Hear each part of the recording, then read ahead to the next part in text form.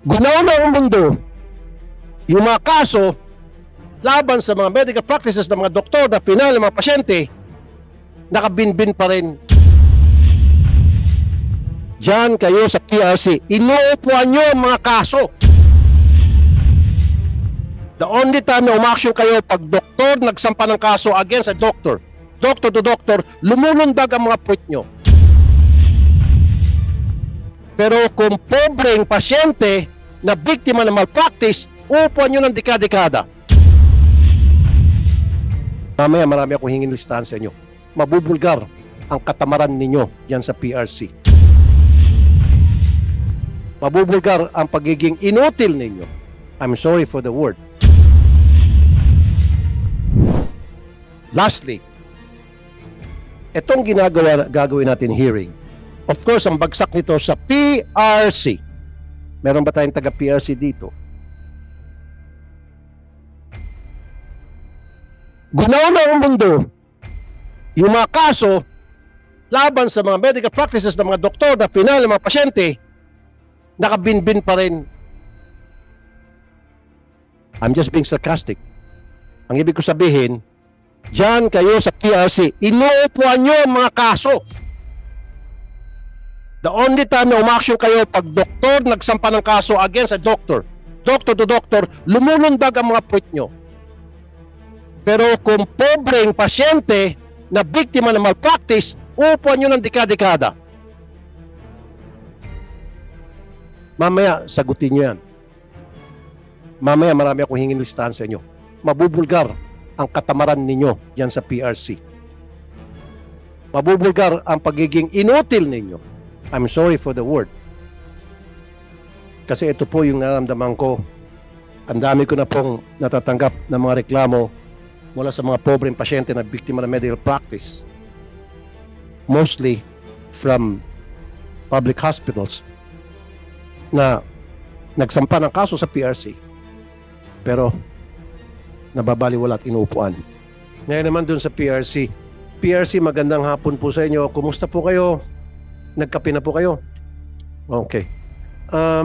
PRC, marami na po ako natatanggap na reklamo na inuupuan niyo po yung mga reklamo. Senator, I would like to acknowledge the presence of Senator Tol Tolentino. Babalik lang po siya.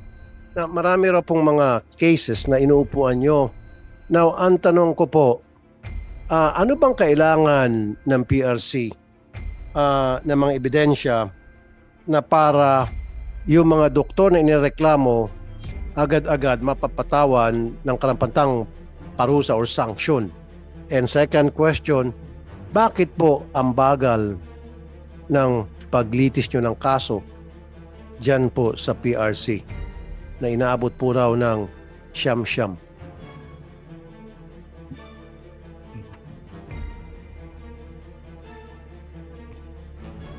Thank you very much, Honorable Senator Tulfo. With the permission of the Chair, Senator Bongo, let me provide the background on the adjudication of cases being filed with the Board of Medicine. So all of these cases involving medical professionals are filed with the Board of Medicine. And if there's a written complaint from a complainant, then they will have to file their complaint affidavit, and the professional against whom the complaint was filed will have to submit a counter affidavit. Then we have processes like mediation, initial mediation. If they don't agree, there's no agreement between the two parties, then it's either formal trial or submission of position papers. Yung binabanggit po, yun yung due process. Tama? Yes po. Wala tayong problema dyan. Ang aking problema po, bakit napakatagal po ng due process ninyo? Pakisagot po direct to the point, please. Bakit po inabot ng siyam-siyam? Ang system po kasi namin is just like the system in the regional trial court, especially if it's a trial type. So, magpe-present muna yung nagko-complain, and then magpe-present din yung respondents. And it takes very long because of the number of respondents sometimes, because let's say the surgeon operated and there are assistants and there is a physician, medical internist who gives the clearance. There's an anesthesiologist who performs the anesthesia. So Sir, medyo marami again, po. sorry to cut you short. I'll give you an example. Yung isang pasyente nagpa-opera and then si doktor nakalimutan niyang tanggalin yung gunting sa loob ng katawan ng pasyente. Very clear yun. So inoperan ulit yung pasyente at nagkaroon ng complication at grumabi yung kanyang sakit. So ano pang kailangan ng mga ebidensya doon? Bakit pa kailangan ng kung ano mga cheche-boreche? Nandiyan na po yung ebidensya, x-ray and all na nagkamali yung doktor. Yung ganong klaseng mga kaso, inaabot po ng 10 taon. Bakit po? Nandiyan ang ebidensya. Yes, Your Honor. Pero dadaan pa rin ho sa proseso namin. But I know, we dadaan sa proseso, acknowledge- pero bakit po abuti ng 10 taon? Nandiyan na nga po yung pasyente, pakita niya yung x-ray na meron talagang gunting na naiwan sa loob ng kanyang katawan, papakita din niya yung nangyaring complication as a result, pakita din niya na siya naging grabe, nagkasakit, etc. And then isasubmit yan sa PRC. Why would it take 10 years? We accept that the evidence that may have been presented is already solid or valid and can already result to a decision.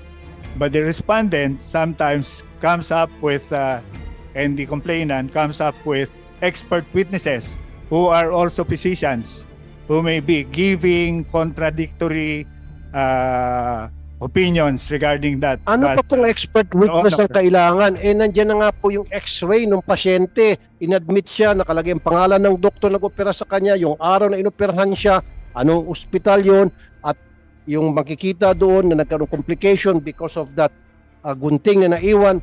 Ano pa kailangan na pasikot-sikot Wala na po. para abutin po ng isang dekada? Ang sa akin po kasi, kinumpara niyo po kayo sa RTC. Iba po yung RTC, iba po yung PRC. Please do not compare. That's apples and oranges, okay? So sa PRC, mas madali ho dapat kayo makapag-action. The fact na kayo po ay mga doktor din, I would assume some of you are doctors over there. So you don't need expert opinions because you yourselves from among your group are already experts. Otherwise you wouldn't be accepted sa PRC. Am I right?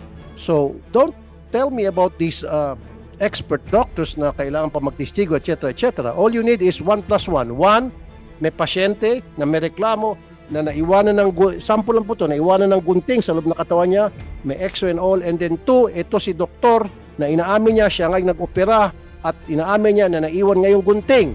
Ano pang kailangan? Bakit abutin 10 taon? Sir? Right now, sir, I don't have the data regarding how long those kinds of cases are, no? Okay. But the profile of the cases that have been filed with the PRC for medical professionals, 212 unprofessional conduct, malpractice 7, negligence 249, violation of code of ethics with the code of ethics of the PMA adopted by the Board of Medicine 41, immorality 47, and I cannot, maybe we have the head of the Okay.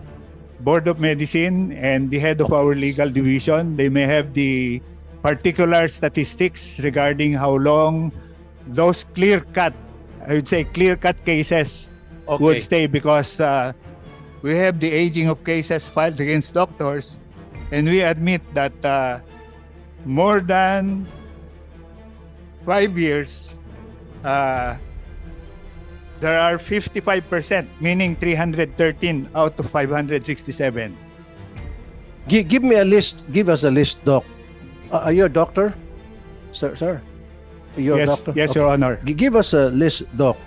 Yung mga kaso na na-file and then yung mga kasong nakabinbin at yung mga kasong nabigyan nyo na ng resolution or na-resolve. I want files of those, right? Yes, Your Honor. We will Stand by ka submit muna. a detailed report on those statistics.